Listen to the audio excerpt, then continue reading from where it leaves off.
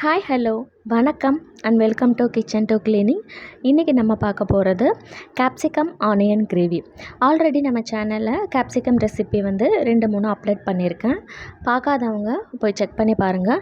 டிஸ்கிரிப்ஷனில் லிங்க் கொடுக்குறேன் அண்ட் மேலே ஐ பட்டன்லேயும் கொடுக்குறேன். கண்டிப்பாக போய் செக் பண்ணி பாருங்கள். ஓகே, இது எப்படி பண்ண நான் ஷேர் பண்ணுறேன் வாங்க. முதல்ல கேப்சிகமும் ஆனியனும் க்யூபாக வந்து நான் கட் பண்ணி எடுத்திருக்கேன். அதை வந்து ஒரு கடாயை சூடு பண்ணிவிட்டு நம்ம தேவையான அளவு எண்ணெய் சேர்த்துட்டு நல்லா வந்து நம்ம லேசாக வதக்கி எடுத்துக்கலாம். இது நல்லா வேகணுன்ற அவசியம் இல்லை. ஹை ஃப்ளேமில் வச்சுட்டு நல்ல ஒரு கலர் வரும். வெங்காயமும் கேப்சிகமும் நல்ல ஒரு ப்ரௌனிஷ் கலர் வரும். அந்தளவுக்கு நல்லா ஹை ஃப்ளேமில் வச்சு நம்ம வதக்கணுன்னா டக்குன்னு வந்து வதங்கிடும். நீங்கள் ரொம்ப நேரம் குக் பண்ணிங்கன்னா வெந்துடும். இது ஃபுல்லாக வேகக்கூடாது. கொஞ்சம் பாதி வெந்த அளவுக்கு இருக்கணும். லைட்டாக க்ரன்ச்சியாக கடித்து சாப்பிட்ற மாதிரி இருக்கணும். அந்த மாதிரி இருந்தால் தான் நம்ம கிரேவியில் சாப்பிடும்போது டேஸ்ட்டு நல்லாயிருக்கும். இந்த ஹை ஃப்ளேமில் வச்சுட்டு ஒரு 2-3 நிமிஷம் மட்டும் வதக்குனிங்கன்னா இந்த அளவுக்கு வதங்கிடும். உங்களுக்கு குடமிளகா வந்து மேலே லைட்டாக ஒயிட்டாக இருந்திருக்கும் அண்டு வெங்காயம் லைட்டாக ப்ரௌனாக மாறும். ஸோ இந்த அளவுக்கு இருந்தால் போதும். இதை வந்து நம்ம வெளியில் எடுத்துக்கலாம். அடுத்தது அதே பேன்லேயே வந்து நம்ம மசாலாவுக்கு நான் வதக்க போகிறேன். 2-3 ஸ்பூன் சமையல் எண்ணெய் சேர்த்துருக்கேன். இதில் 2 பெரிய வெங்காயம் இந்த மாதிரி ஸ்லைஸ் பண்ணி வச்சுருக்கேன். சும்மா ரஃபாக தான் கட் பண்ணியிருக்கேன். நான் 2 மீடியம் சைஸ் வெங்காயம் வந்து எடுத்திருக்கேன். இதுக்கப்புறமா நம்ம ஒரு சின்ன துண்டு பட்டை, 2 கிராம்பு, 2 ஏலக்காய், கூடவே ஒரு அன்னாசி பூ வந்து சேர்த்துருக்கேன். அடுத்தது ஒரு கைப்பிடி அளவு முந்திரி பருப்பும் சேர்த்துருக்கேன். நான் உடைச்ச முந்திரி எடுத்திருக்கேன். நீங்கள் முழு பருப்பாக எடுக்கிறதா இருந்தால் 5-6 பருப்பு எடுத்துக்கோங்க, கரெக்டாக இருக்கும். இப்போ இது எல்லாத்தையுமே நம்ம நல்லா வதக்கி விட்டுக்கலாம். வெங்காயம் ஃபுல்லாக நல்லா முருன்னு வதங்கணுன்ற அவசியம் இல்லை. நமக்கு நல்லா வெந்து லேசாக கலர் மாறினா போதும். அண்ட் இது கூடவே ஒரு 1 இன்ச் இஞ்சி, 5-6 பல் பூண்டு வந்து சேர்த்துருக்கேன்.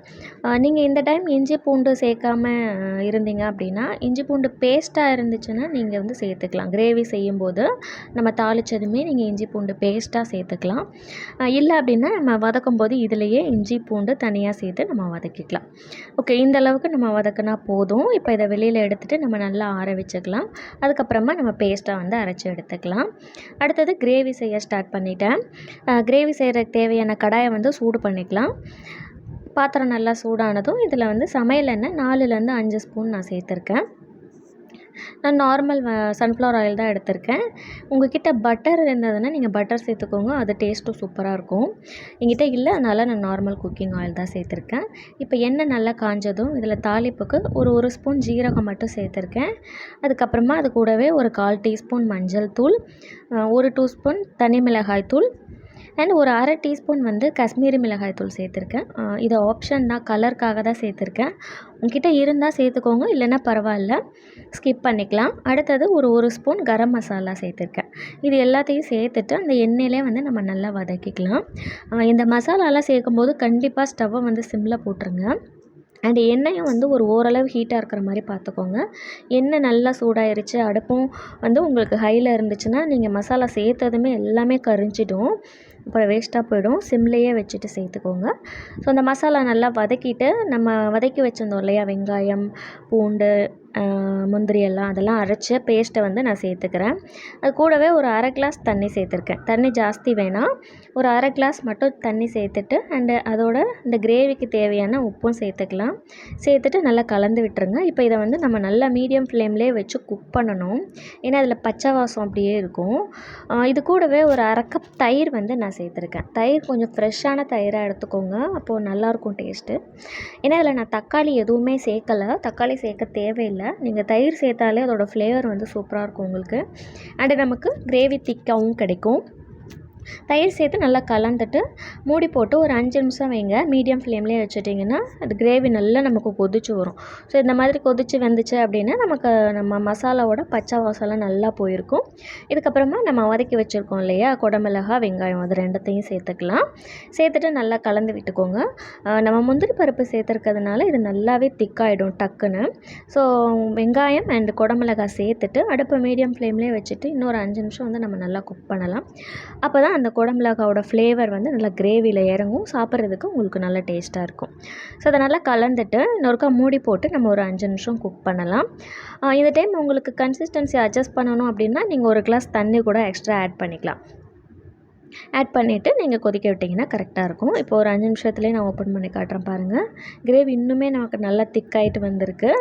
இது ஆறிடுச்சுன்னா இன்னும் கட்டி ஆகிடும் நம்மளுக்கு. ஸோ இந்த அளவுக்கு திக்னஸ் இருந்ததுன்னா கரெக்டாக இருக்கும். நம்ம வந்து சப்பாத்தி பூரி கூட தொட்டு சாப்பிட்றதுக்கு கரெக்டாக இருக்கும். அவ்வளோதான். இதோட வந்து நம்ம ஸ்டவ்வை ஆஃப் பண்ணிக்கலாம். இந்த அளவுக்கு திக்னஸ் இருந்துச்சுன்னா கரெக்டாக இருக்கும். நீங்கள் உங்களுக்கு வேணும் அப்படின்னா இன்னொரு 1 கிளாஸ் தண்ணி விட்டு இன்னொரு 5 நிமிஷம் கொதிக்க வச்சிங்கன்னா உங்களுக்கு கன்சிஸ்டன்சி கரெக்டாக இருக்கும். எனக்கு இது கரெக்டாக இருக்கும். ஸோ இதோடையே நான் ஆஃப் பண்ணிக்கிறேன். ஃபைனலாக வந்து கொஞ்சமாக இது கூட கொத்தமல்லி வந்து நான் சேர்த்துக்கிறேன். ஒரு கைப்பிடி கொத்தமல்லி சின்ன சின்னதாக கட் பண்ணி வச்சுருக்கேன். அதையும் சேர்த்துக்கிறேன்.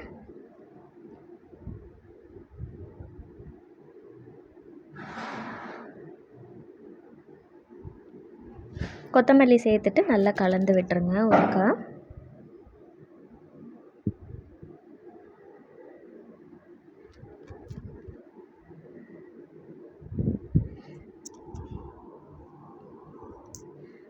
அவ்வளோதான், நம்மளோட சூப்பரான கேப்சிகம் ஆனியன் கிரேவி ரெடி ஆகிடுச்சு. இது பண்ணுறது ரொம்ப சிம்பிள் தான், ஆனால் டேஸ்ட்டு சூப்பராக இருக்குங்க. சப்பாத்தி பூரி ஃபுல்கா கூடலாம் சர்வ் பண்ணுறதுக்கு அட்டகாசமாக இருக்கும். கண்டிப்பாக நீங்களும் இதே மாதிரி ஒரு டைம் ட்ரை பண்ணி பாருங்கள். பார்த்துட்டு எப்படி இருந்துச்சுன்னு கண்டிப்பாக எனக்கு கமெண்ட்டில் சொல்லுங்கள். நம்ம வீடியோஸ் எல்லாம் ரெகுலராக பார்க்குறீங்க அப்படின்னா எப்படி இருக்குதுன்னு எனக்கு கமெண்ட்டில் சொல்லுங்கள். வீடியோ பிடிச்சிருந்தா ஒரு லைக்கை போடுங்க. மறக்காமல் சேனலை சப்ஸ்கிரைப் பண்ணிவிடுங்க. தேங்க்யூ.